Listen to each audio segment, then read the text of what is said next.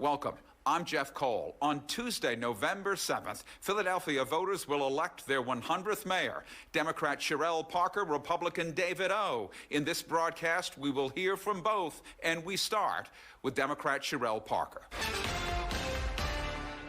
Wouldn't you want an opportunity to debate David O. on TV on one of the major networks here, Us or 3 or 6 or 10? Why didn't that happen? I think right now I've been laser focused on making sure that I reach as many Philadelphians as possible, sharing the message of how we're going to make Philadelphia safer, cleaner, and greener, and that economic opportunity for all. And we were on another outlet recently. Well, you were on KYW Radio. Along with ABC. Which was very good, along with ABC, but it wasn't a straight-up debate. But so let me just, you do not believe that the public has missed anything because they haven't seen you head-on-head in a commercial network, TV network, debating the issues? I think the public has, and I think they will continue to, from now until the polls close. You're not ducking him, right?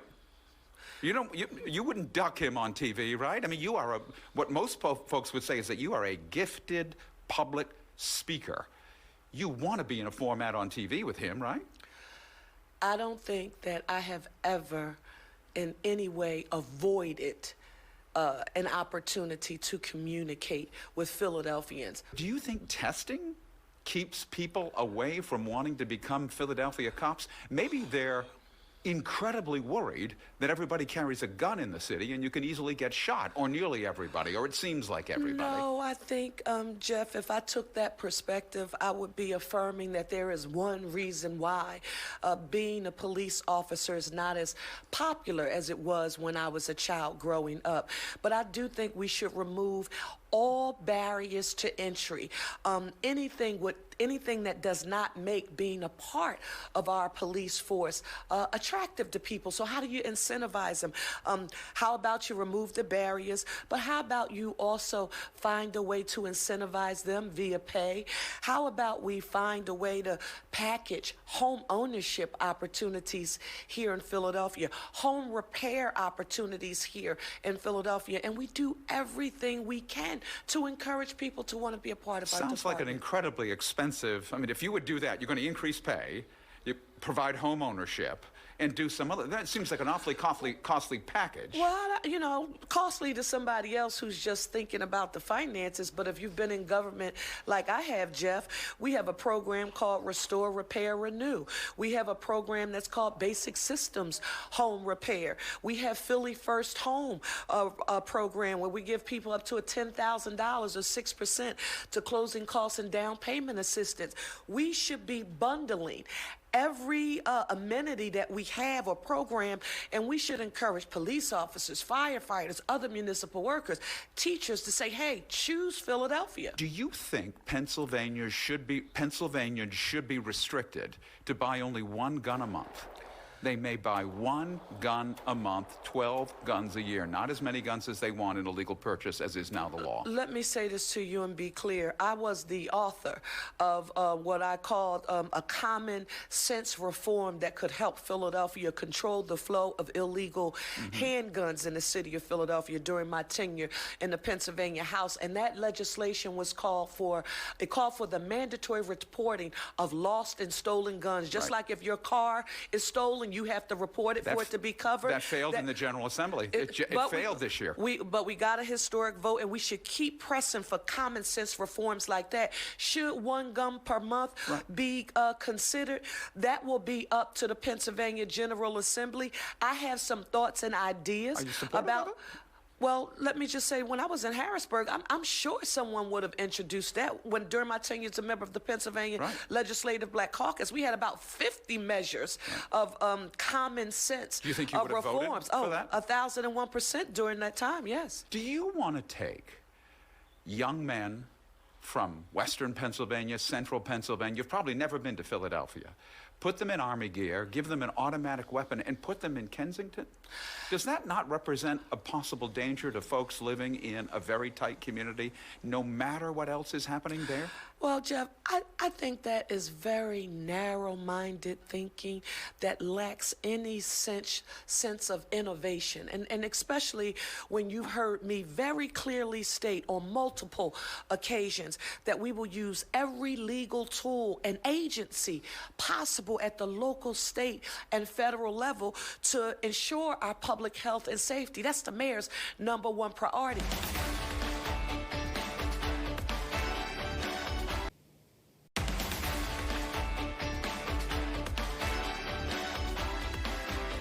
If you like what's going on in Philadelphia right now, murders, problem with housing, problem with education, vote for Cherelle Parker, because she's been here. She's part of that. If you like it, she's your gal. What would you say to that? You're part of the system.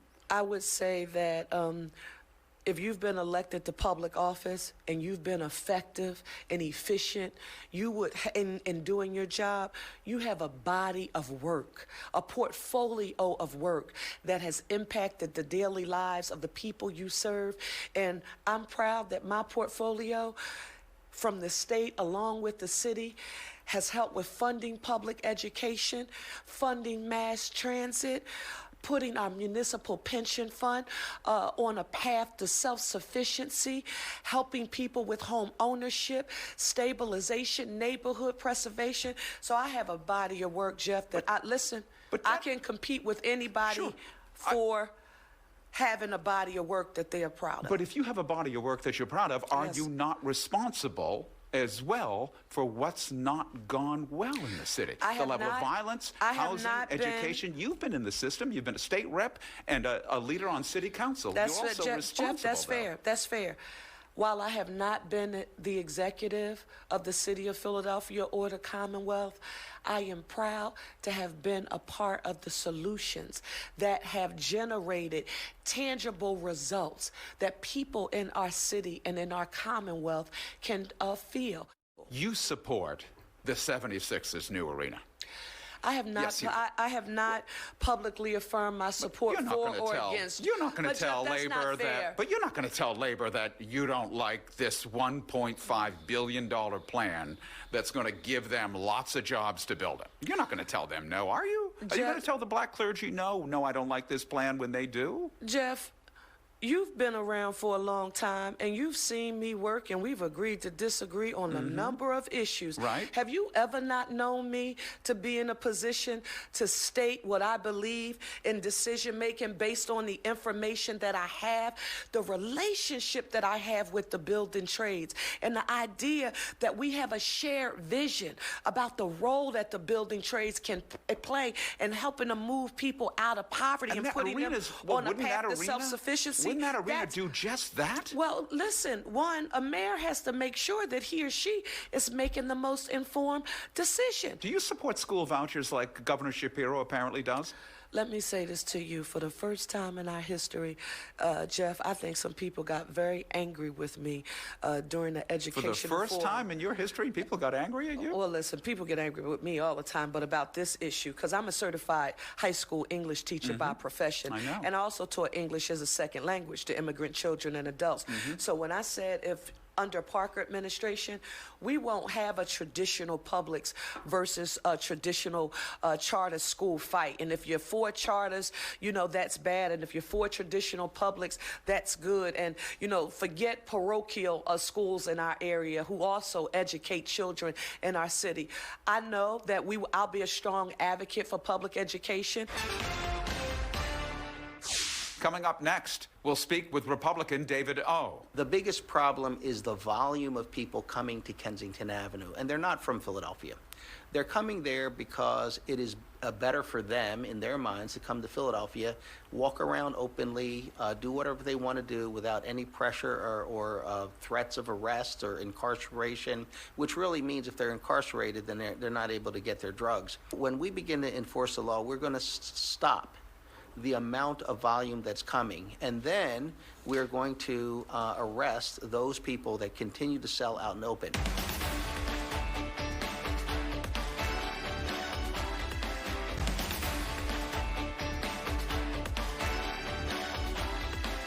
Joining us now, Republican David O., candidate for mayor. Let me first begin by asking you about this campaign. Campaigns are often run on TV in Yes. big cities like this. You've not been on television yet, at least not on commercial television, correct? I've not been on commercial television. Just when you look at the amount of money I don't have, it didn't make sense for me to try to be on commercial television. Are you beating her? Are you winning this race? Well, I think it depends on how you measure. I would say that my trajectory is going up and hers is going down.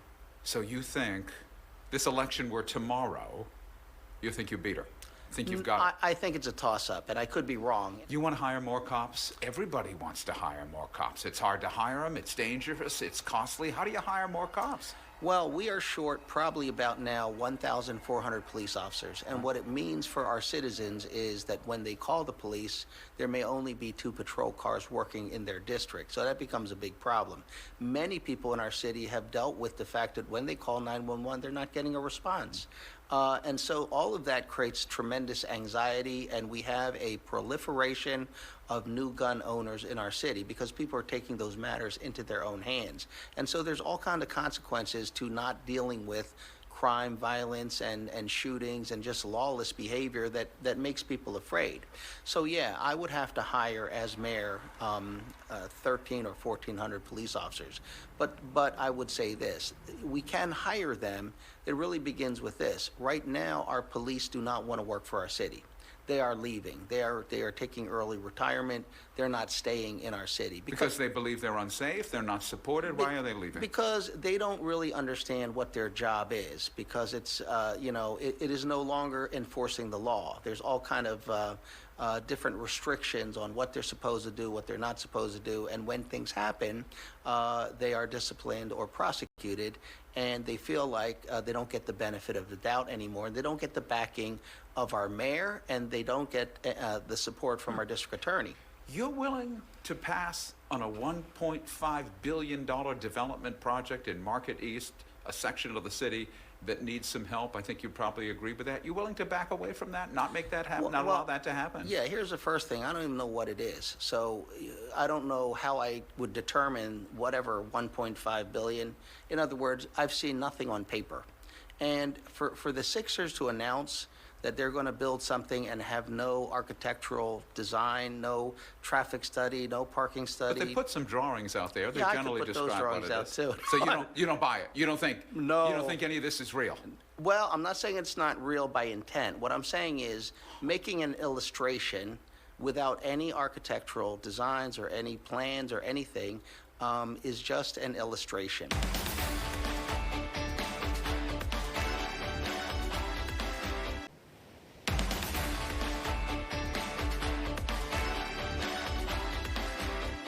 How are you going to make Kensington better than what it is now? How are you going to fix it? Well, I think the past, unfortunately, it's a government policy. It's been a decision to make Kensington a place where the laws are not enforced. To leave it? To leave To people leave there it, to yes, use? yes. And so that's why the police are instructed not to arrest the drug dealers, because some people who are well-intended believe that what we should do is allow drug-addicted people to get their drugs. Well, they can only get it from drug dealers. But and would so, you arrest them? Yes, So oh, yeah. You just, you'd Yes, go into, like, yeah, you'd go, sure. you're mayor right now, you're going into Kensington, Yeah. you're taking everybody off the street who's Yes, using. yes, Where are you going to absolutely. take them? Where are they going? They're- What's happening to them? So there's many places to take them.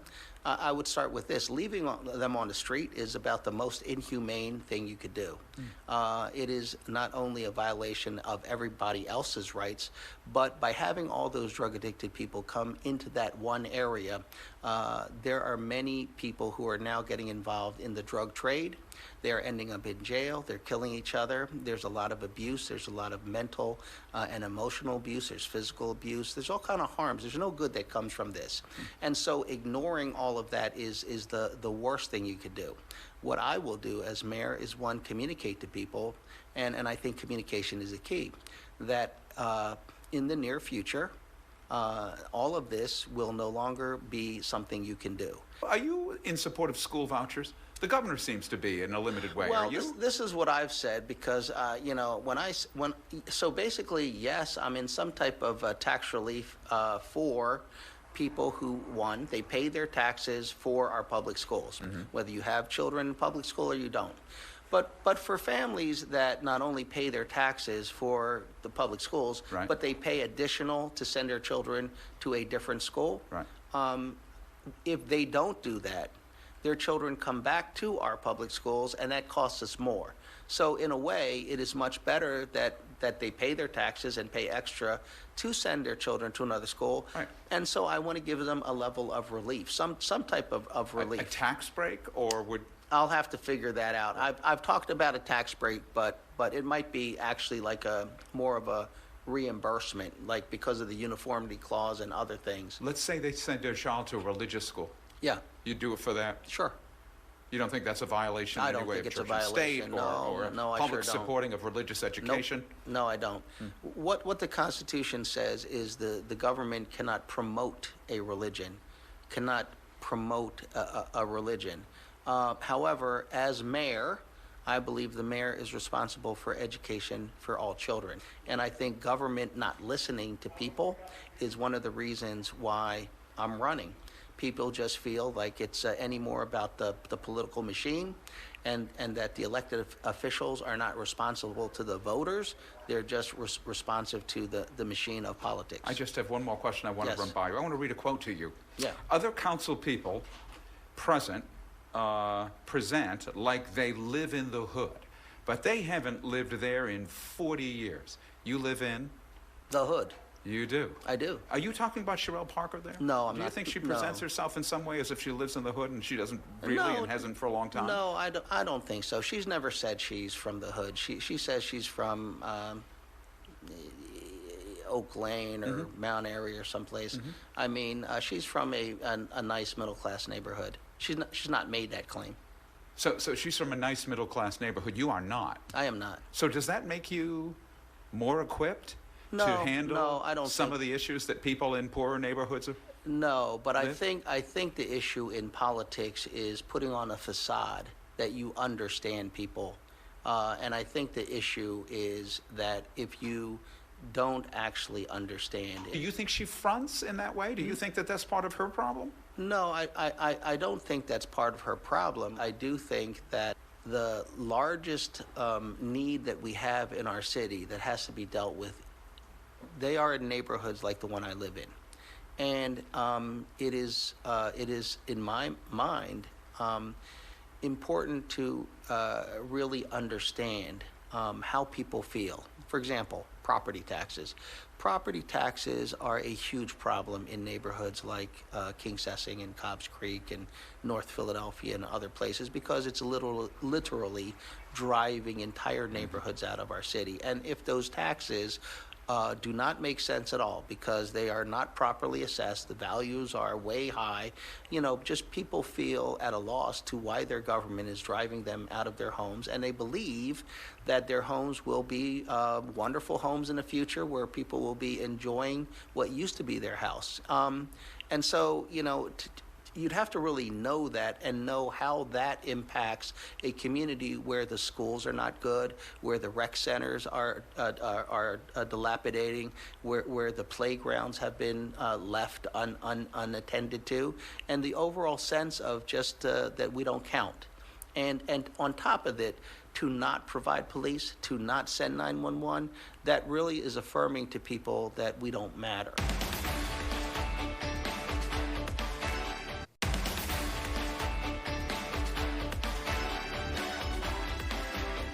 The entire interviews with both Parker and O can be seen on fox29.com. We urge you to vote on November 7th, Election Day. I'm Jeff Cole, and thank you.